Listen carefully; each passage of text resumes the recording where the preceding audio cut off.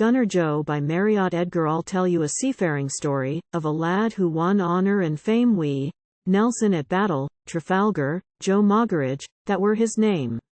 He were one of the crew of the Victory. His job when a battle begun was to take cannon balls out o' basket and shove 'em down front end o' gun. One day him and Nelson were boxing, the compass, like sailor lads do. When Ardy comes up a spyglass, and pointing, says, take a screw. They looked to where Ardy were pointing, and saw lots o' ships in a row. Joe says abrupt like but respectful, Oratio lad, yon's the foe. What say we attack 'em? Says Nelson. Says Joe, nay lad, not today. And Ardy says, aye, well let's toss up. Oratio answers, okay. They tossed, it were heads for attacking, and tails for t'other way bout.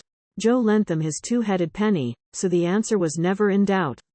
When penny came down, ead side upwards, they was in for a do it were plain, and Joe murmured, shiver me timbers. And Nelson kissed Ardy again. And then, taking flags out o' locker, strung out a message on high. Were all about England in duty. Crew thought they was out to dry.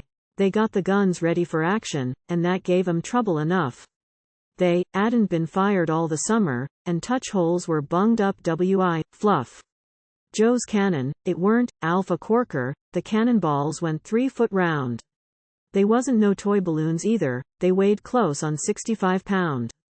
Joe, selecting 2 of the largest, was going to load double for luck, when a hot shot came in through the porthole, and a gunpowder barrel got struck.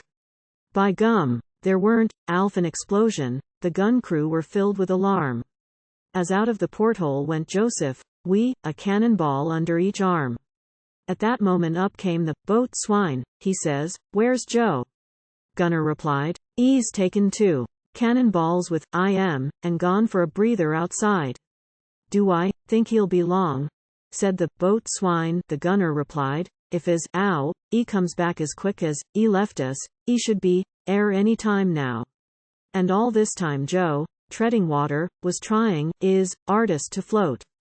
He shouted through turmoil of battle, tell someone to lower a boat. He'd come to the top for assistance, then down to the bottom he'd go. This up and down kind of existence made everyone laugh, except Joe. At last, he could stand it no longer, and next time he came to the top, he said, if you don't come and save me, I'll let these cannon balls drop. Were Nelson at finish who saved him, and he said Joe deserved the VC, but finding hadn't won. Andy, gave Joe an egg for his tea.